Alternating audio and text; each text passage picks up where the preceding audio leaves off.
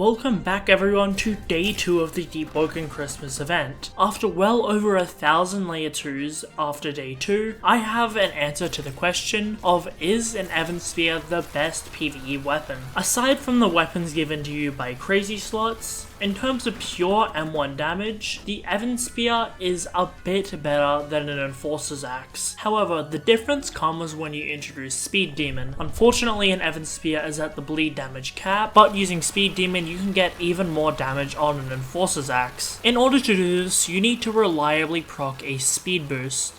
Unless you have talents or mantras like Inhale or Adrenaline Surge, you can't do this sadly. However, you can do this using Wind Gems, which I've put on my mantras. Let's shred Bonekeeper once again. Wind Gem procs on Warden's Blades and gives me a ton of damage. In most runs, I'm usually killing Bonekeeper before Glacial Arc even comes up cooldown, so that's pretty insane. I do definitely notice the damage increase that the Enforcer's Axe has over the Evan Spear, since I'm still able to grip Chaser in 2 cycles even while taking damage, so this makes my build even more consistent. Plus, like I'm about to show you here, the crit on Enforcer's Axe is crazy. Due to its large hitbox and how long it lasts, we are able to shred mobs. While its critical isn't good for bosses or larger enemies like Bounders or Bonekeepers, it's still pretty good. Speaking of Bounders, I've been getting even better at fighting them, because I was basically flying while fighting that one. So yeah, I would highly recommend using an Enforcer's Axe if you plan to farm layer 2, since it has an insane critical and allows me to 2-cycle grip Chaser, which is pretty crazy. Let's uppercut this Bounder and hit him with everything we've got.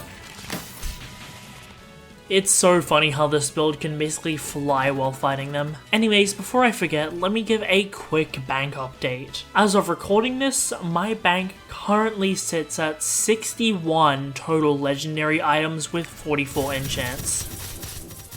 Although it's only midway through the second day, and I'm sure this will go up before the event ends. So considering I've done about 100 layer 2s, that's some pretty good rates for loot. This build is crazy efficient at farming layer 2s for loot, since I'm able to complete them in about 8 minutes while 2-cycling and gripping Chaser. So hey, if you want to be able to farm layer 2 loot during this time, I would highly recommend making this PvE build, since it's incredibly strong and optimized for farming. If how easy I'm killing Bounders isn't enough, then I don't know what will convince you this is one of, if not the best farming builds in the game. And just like that, easy kill on the Diver Husk. Boom, another Bounder dead. Very easy. M1 them, critical, and then they're pretty much just about to die. The Enforcer's Axe critical is so good.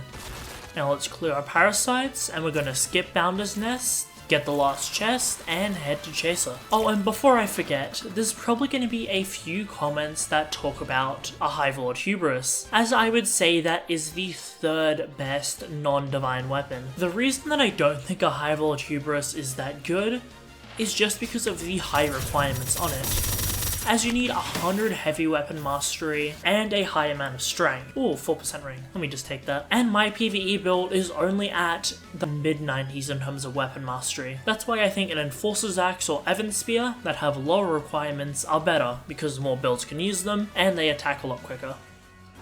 Now let me shred Chaser to show you just how good this axe can be in action. Now I'll pop our buffs, wait for that time, and deal as much damage as we can to Chaser.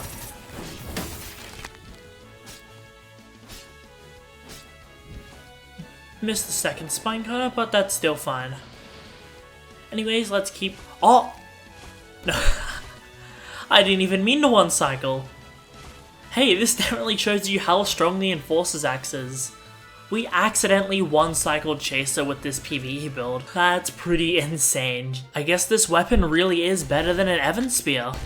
let's check the chest, and yeah, unfortunately nothing good. I haven't dropped anything super rare from Chaser yet, but hopefully that'll change. Anyways, I hope you guys have enjoyed, make sure to like, subscribe, and hey, maybe I'll get crazy slots to test if that's drastically better than an Enforcer's Axe. I guess this is the end of Astral being the best enchant in the game, since just by using wind gems, Enforcer's Axe is drastically better. Anyways, make sure to like, subscribe, and check out some other PvE content, and I'll see you next time.